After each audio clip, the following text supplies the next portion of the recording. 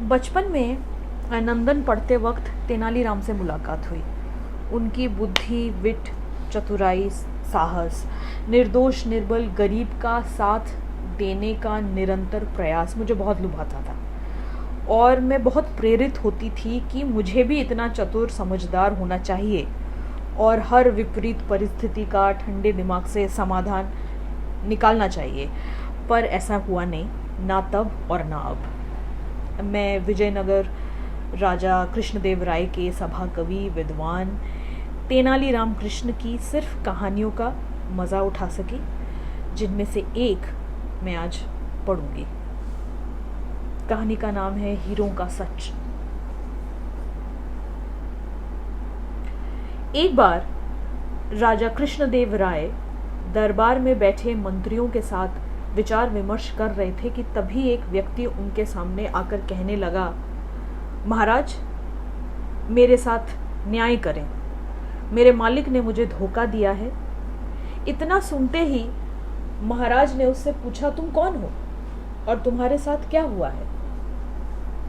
अन्नदाता, मेरा नाम नामदेव है। कल मैं अपने मालिक के साथ किसी काम से एक गांव जा रहा था। गर्मी की वजह से चलते चलते हम थक गए और पास में स्थित एक मंदिर की छाया में बैठ गए। तभी मेरी नज़र एक लाल रंग की थैली पर पड़ी जो कि मंदिर के एक कोने में पड़ी हुई थी। मालिक की आज्ञा लेकर मैंने वो थैली उठा ली। उसे खोलने पर पता चला कि उसके अंदर बेर के आकार के 2 हीरे चमक रहे थे। हीरे मंदिर में पाए गए थे, इसलिए उन पर राज्य का अधिकार था, परंतु मेरे मालिक ने मुझसे ये बात किसी को भी बताने से मना कर दिया और कहा कि हम दोनों इसमें से एक एक हीरा रख लेंगे। मैं अपने मालिक की गुलामी से परेशान था, इसलिए मैं अपना काम करना चाहता था, जिसके कारण मेरे मन में लालच आ गया। हवेली आते ही मालिक ने हीरे देने से साफ इनकार कर दिया। यही कारण है कि मुझे इंसाफ चाहिए। महाराज ने तुरंत कोतवाल को भेजकर नामदेव के मालिक को महल में पेश होने का आदेश दिया। नामदेव के मालिक को जल्द ही राजा के सामने लाया गया।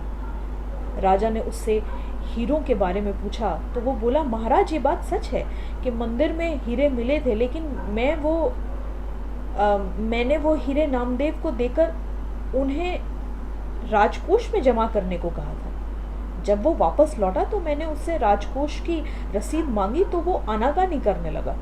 मैंने जब उसे धमकाया तो ये आपके पास आकर मनगढ़ंत कहानी सुनाने लगा। अच्छा, तो ये बात है। महाराज ने कुछ सोचते हुए कहा, क्या तुम्हारे पास इस बात का कोई सबूत है कि तुम सच बोल रहे हो? अन्नदाता, अगर आपको मेरी बात पर यकीन नहीं तो आप मेरे दूसरे 3 नौकरों से पूछ सकते हैं, वे उस वक्त वहीं थे। उसके बाद 3 नौकरों को राजा के सामने लाया गया।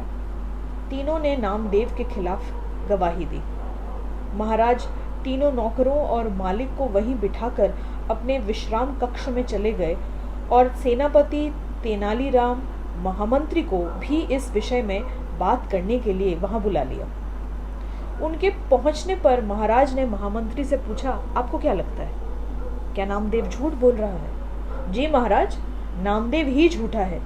उसके मन में लालच आ गया होगा और उसने हीरे अपने पास ही रख लिए होंगे। सेनापति ने गवाहों को झूठा बताया। उसके हिसाब से नामदेव सच बोल रहा था। तेनालीराम चुपचाप खड़ा सबकी बातें सुन रहा था। तब महाराज ने उसकी ओर देखते हुए उसकी राय मांगी। तेनालीराम बोला, महाराज, कौन झूठा है और कौन सच्चा, इस बात का अभी पता लग जाएगा, परंतु आप लोगों को कुछ समय के लिए पर्दे के पीछे छुपना होगा।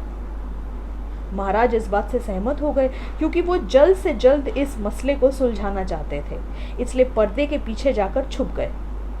महामंत्री और सेनापति मुंह सिकोड़ते हुए पर्दे के पीछे चले गए। अब विश्राम कक्ष में केवल तेनालीराम ही दिखाई दे रहा था। अब उसने सेवक से कहकर पहले गवाह को बुलाया। गवाह के आने पर तेनालीराम ने पूछा, क्या तुम्हारे मालिक ने तुम्हारे सामने नामदेव को हीरे दिए थे? जी हाँ। फिर तो तुम्हें हीरे के रंग और आकार के बारे में भी पता होगा। तेनालीराम ने एक कागज और कलम गवाह के सामने करते हुए उससे कहा, लो, मुझे इस पर हीरे का चित्र बनाकर दिखाओ। इतना सुनते ही उसकी सिट्टी पिट्टी गुल हो गई और बोला, मैंने हीरे नहीं देखे क्योंकि वो लाल रंग की थैली में थे। अच्छा, आप चुपचाप वहां जाकर खड़े हो जाओ। अब दूसरे गवाह को बुलाकर उससे भी यही प्रश्न पूछा गया। उसने हीरों के रंग के बारे में बताकर कागज पर 2 गोल गोल आकृतियां बनाकर अपनी बात साबित की। फिर उसे भी पहले गवाह के पास खड़ा कर दिया गया और तीसरे गवाह को बुलाया गया।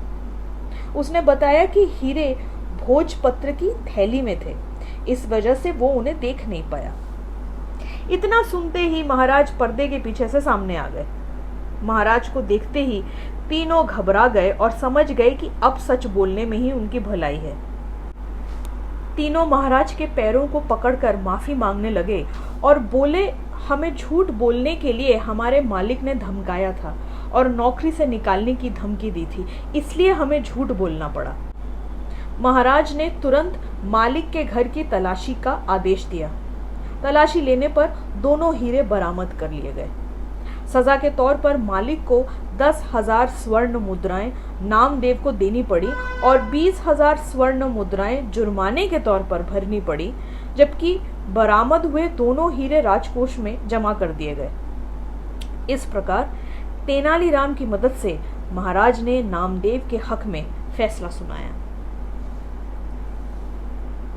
कहानी यही खत्म होती है। हीरे हैं तो नौकर ने ही लिए होंगे। 15वीं 16वीं शताब्दी में भी सच था और 21वीं शताब्दी में भी। हर शताब्दी में ही सच है वैसे ये बात। ह्यूमन एवोल्यूशन में बहुत कुछ पीछे छूटा है, पर कितना कुछ हम अभी भी ढो रहे हैं। अमीरी, गरीबी, जातिवाद, रेसिज्म, जेंडर इनइक्वालिटी हमारे दैनिक जीवन का ऐसा हिस्सा बन गए हैं कि हमें ये सब गलत सही लगता है, और जो इन सब को गलत समझते हैं उन्हें हम संस्कार, संस्कृति विरुद्ध मानते हैं। कब तक हम सच, सही, गलत, मानवता, मानवीयता, इन सब का अर्थ सही मायने में समझ पाएंगे? आशा करती हूँ जल्द ही मिलते हैं अगली कहानी के साथ अगली बार। चलती हूँ।